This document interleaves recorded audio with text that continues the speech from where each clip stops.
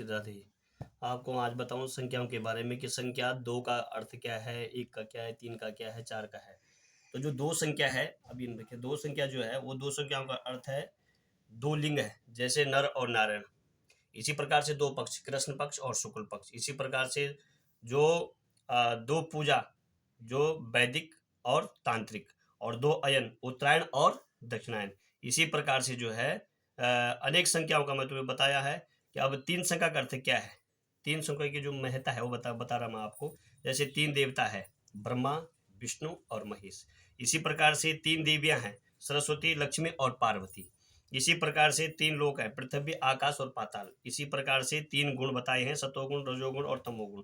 इसी प्रकार से तीन जैसे स्थिति में, जैसे ठोस हो गया, द्रव्य हो गया और गैस हो गया। तीन गुण बताए, सतोगुण, रजोगुण और तमोगुण। तीन स्तंभ बताए, प्रारंभ, मध्य और अंत। ठीक है। इसी प्रकार से तीन पड़ाव, बचपन, जवानी और बुढ़ापा। तीन की जो महत्ता है वो तीन रचनाएं हैं, देव, दानव और मानव।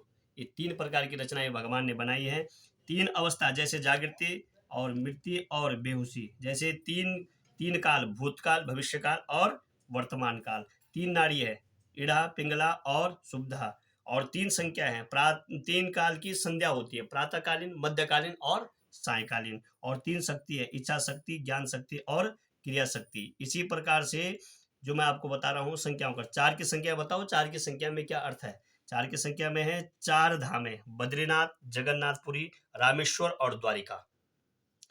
और इसी प्रकार से चार मुनि हैं, सनत, सनत और सनातन, सनंदन, सनत कुमार। ये कौन है, चार ऋषि हुए। इसी प्रकार से चार वर्ण बताए, जैसे ब्राह्मण, क्षत्रिय और वैश्य, शूद्र। चार नीति है, साम, दाम, दंड और वेद। चार संख्या की मैं आपको वो बता रहा हूँ। इसी प्रकार से चार वेद बताए, सामवेद, ऋजुवेद, ऋग्वेद और यजुर्वेद और अथर्ववेद। इसी प्रकार से चार स्त्री है, माता, पत्नी, बहन और पुत्री। इसी प्रकार से चार युग बताए, सतयुग, त्रेता युग, द्वापर युग और कलयुग। और इसी प्रकार से चार असुरा बताई है, जैसे उर्वशी, रंभा, मेनका, तिलोत्तमा। और चार गुरु माता, जैसे माता, पिता, शिक्षक और आध्यात्मिक गुरु। चार प्राणी है, जलचर, थलचर, नलचर और उभचर। चार जीव बताए, अंडज, पिंडज, स्वदेज और उदीज। चार आश्रम, जैसे ब्रह्मचार्य, गृहस्थाश्रम, वनप्रस्थ और संन्यास। चार भोज्य प्रकार, खाद, पेय, लोहा और चुष्ट। इसी प्रकार से जो मैं आपको पांच की संख्या, तीन की हो गई, चार की हो गई, मैं पांच की बता रहा हूँ कि पांच की महत्ता क्या है। जैसे कि पांच तत्व से हमारा ये शरीर बना हुआ है। इस तरह से पृथ्वी से बना हुआ है, आकाश से बना, अग्नि और जल और वायु से बना हुआ है।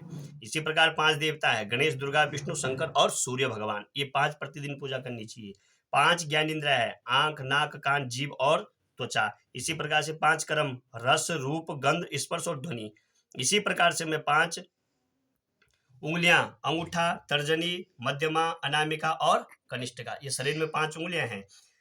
वैसे 10 है लेकिन एक हाथ की पांच है।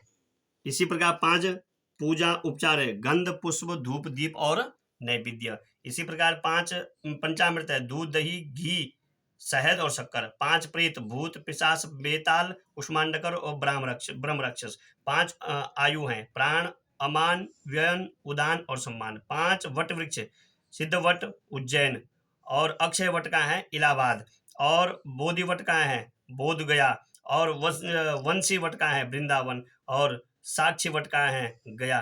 पांच पत्ते, आम, पीपल, बरगद, गुलर और अशोक। और पांच कन्याएं, अहिल्या, तारा, मंदोदरी, कुंती और द्रौपदी।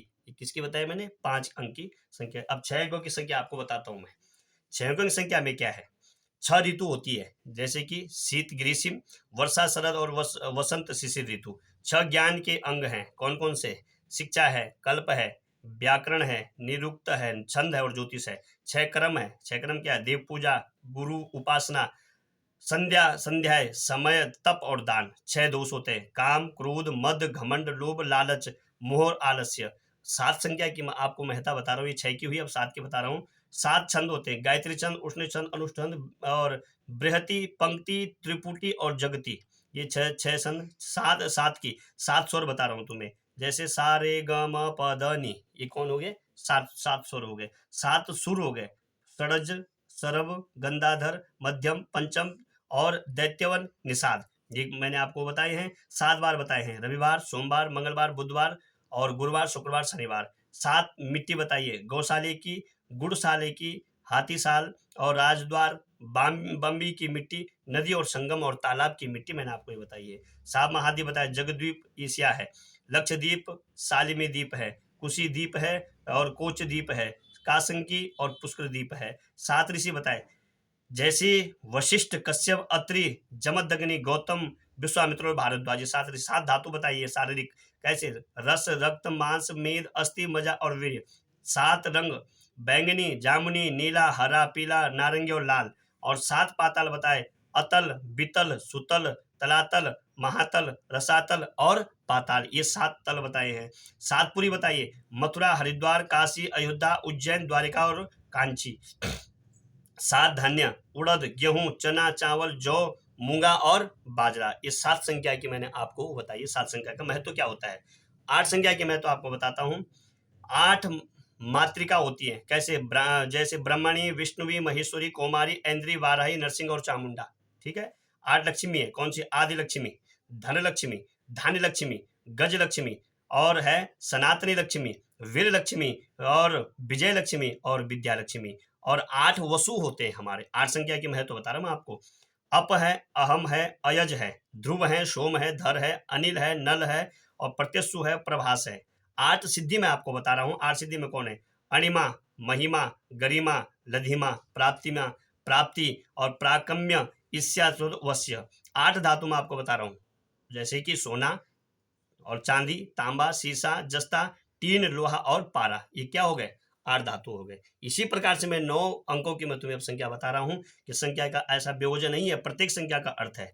9 संख्या का अर्थ क्या है, 9 दुर्गा होती है। कौन कौन सी, प्रथम शैलपुत्री, ब्रह्मचारिणी, चंद्रघंटिका, कुष्मांडका, स्कंद माता, कात्यायनी, काल